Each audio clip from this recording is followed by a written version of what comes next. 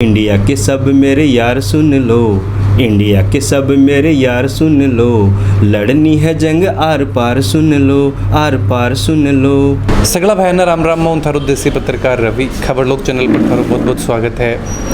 अभी हाल ही में अपना जो ऑनलाइन लाइसेंस बनाने के लिए है जो कि प्रक्रिया शुरू हो रही है, भी पूरी जानकारी लेने के लिए आज जो अपना झुंझुनू को जो आरटीओ ऑफिस है बड़े पहुँचे हैं, तो डीटीओ मक्खनलाल जी ही डॉक्टर मक्खनलाल जी अभी बातचीत कर सकें कि क्या प्रोसेस है, किस तरीके की व्यवस्था है जो अब अपने आरटीओ ऑफिस में करी जा रही है। चैनल पर बना रहो, वीडियो ज़्यादा से ज़्यादा शेयर कर दो, क्योंकि काफ़ी अपने दर्शकों की रिक्वेस्ट भी आ रही है इस चीज़ में कि अभी फिलहाल अपने लाइसेंस वगैरह जो बन रहे हैं वो क्या प्रोसेस है और किस तरीका जो अभी काम करे जा रहे हैं। तो भी पूरी जानकारी है जो अभी वीडियो को मन थान दिलवा से वीडियो पर बना रहो, वीडियो ज़्यादा से ज़्यादा शेयर कर दो। दर्शकों की रिक्वेस्ट के अनुसार अभी जो डॉक्टर मक्खनलाल जी यहाँ पर बातचीत कर सकें कि क्या प्रोसेस है जो लाइसेंस के लिए जो चल रही है अभी। सर खबर लोक चैनल पर बहुत बहुत स्वागत है। Thank you Ravi ji. 18 अप्रैल से जब से कोविड के लिए आंशिक रूप से लॉकडाउन की प्रक्रिया शुरू हुई थी, उस समय से ही लाइसेंस बनाने की प्रक्रिया को अस्थायी रूप से रोका गया था। अभी कोरोना के पेशेंट्स की घटती हुई संख्या और जो लोगों में जो जागरूकता आई है उसके मद्देनज़र एक बार फिर से जो है लॉकडाउन अनलॉक किया जा रहा है। उसी क्रम में परिवहन विभाग की तरफ से भी लाइसेंस बनाए जाने की स्वीकृति दी गई है। उस क्रम में मैं बताना चाहूँगा कि अभी कैपेसिटी के 25% पर लाइसेंस बनाए जाएंगे, अर्थात जैसे पहले 200 लाइसेंस बनाए जा रहे थे लगभग, उसके अगेंस्ट में अभी 50-60 लाइसेंस बनाए जाएंगे और इतने ही लोगों को स्लॉट बुकिंग के लिए अनुमति दी जाएगी।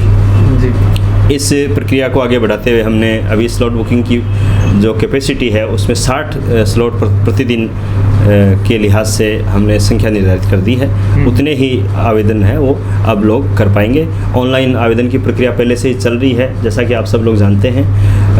ऑनलाइन आप आवेदन करके और स्लॉट बुक अपना कर सकते हैं। जिस दिन का स्लॉट आपका बुक होता है उस दिन आप कार्यालय में पधार कर और नियमानुसार अपना टेस्ट देकर अपना लाइसेंस बनवा सकते हैं। साथ ही मैं बताना चाहूँगा कि कोविड की इस प्रक्रिया के दौरान कुछ कार्यों के लिए विभाग द्वारा जो है प्रतिबंध नहीं लगाया गया था, जिसमें विशेष तौर पर कोई एम्बुलेंस का रजिस्ट्रेशन करना है या कोई ऐसा आकस्मिक टाइप का कोई वाहन हो उसका रजिस्ट्रेशन करना है, या फिर कोई ऐसी ही जो आपातकालीन सर्विस से जुड़ी कोई भी सेवा हो उसको कोविड के दौरान भी जो चालू रखा गया था वो कार्य हम कर रहे थे। 25% कैपेसिटी पर कर्मचारियों को यहाँ पर बुलाया जा रहा था और अभी जो प्रक्रिया चली है इसमें कोविड के गाइडलाइंस है उसका पूर्णतः पालन यहाँ पर ऑफिस में करवाया जाएगा, जिसके अंतर्गत मास्क लगा के लोगों का आवागमन होगा और सोशल डिस्टेंसिंग का पालन किया जाएगा। साथ ही लोगों को सैनिटाइजेशन के लिए ऑफिस की तरफ से भी व्यवस्था की गई है और लोगों को इसके लिए जागरूक भी लगातार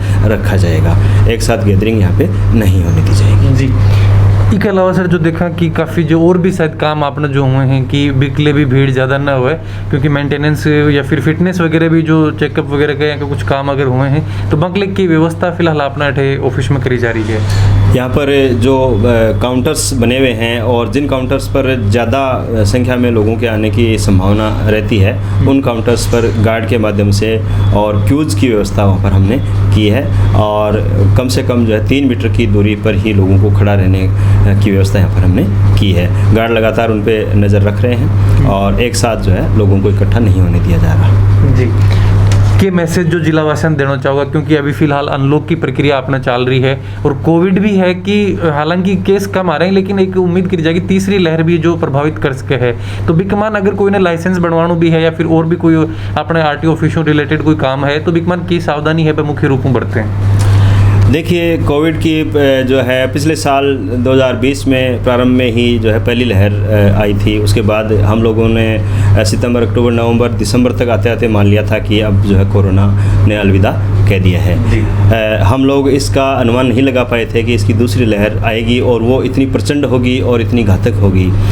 तो मैं जो है ज़िले के वासियों से ये आह्वान करना चाहता हूँ, उनसे आग्रह करना चाहता हूँ कि हमें ये नहीं भूलना चाहिए कि कोविड की तीसरी लहर की जो आशंकाएं हैं वो भी अभी लगातार बनी हुई हैं और ज़िले के वासियों ने कोविड की पहली और दूसरी लहर में एक बेहतरीन अनुशासन का परिचय दिया था। जिसकी वजह से ज़िले में जो है मौतों का आंकड़ा काफ़ी कम रहा और संख्या जो है कोविड पेशेंट्स की वो भी काफ़ी कम रही। जिला प्रशासन की तरफ से भी मुस्तैदी से काम किया गया था।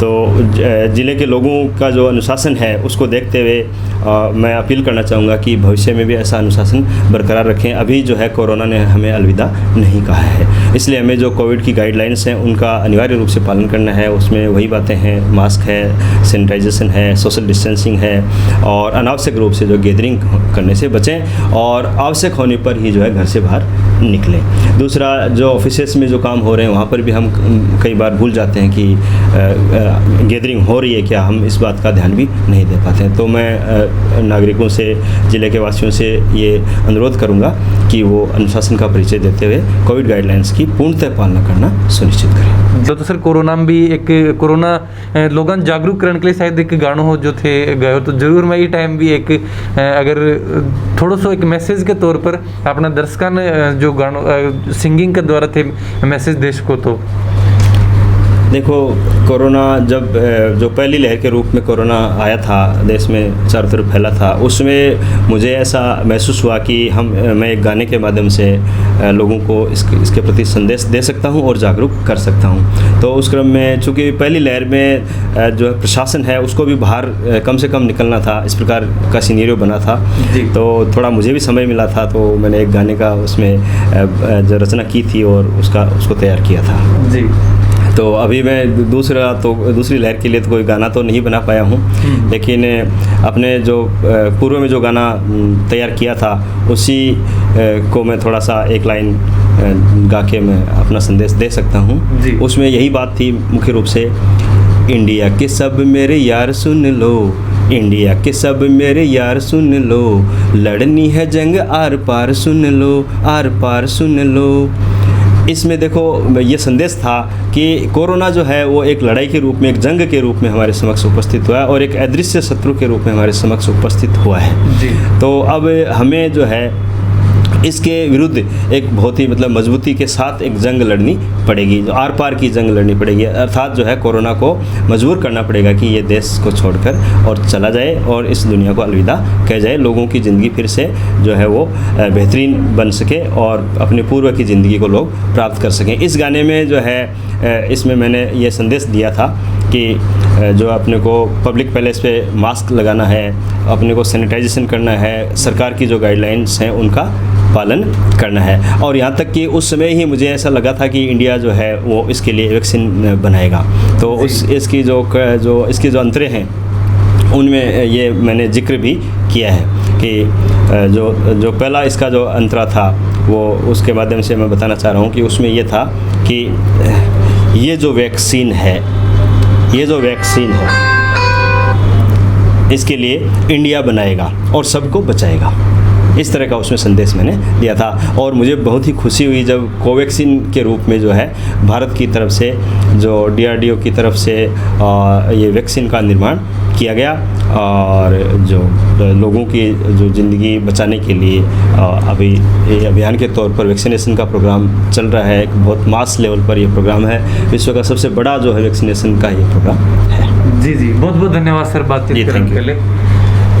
तो ये जो बातचीत करी आपने जो देखा कि लगातार है कोरोना भी काफ़ी एक्टिव हुआ, जब पहली बार अपना पहली लहर जो कोरोना की आई कि बिकमान भी बहुत अच्छा प्रयास है सोशली जो लोगों मैसेज देने के लिए भी जो काम करो, और सेकंड लहर में भी प्रॉपर जो देखा और बात करा कि आप पूरी व्यवस्था ही जो अपने RTO के अंदर जो बना के रखी जा रही हैं। वीडियो के बारे में थारा जो भी विचार हैं जरूर थे कमेंट बॉक्स में लिख के बताओ।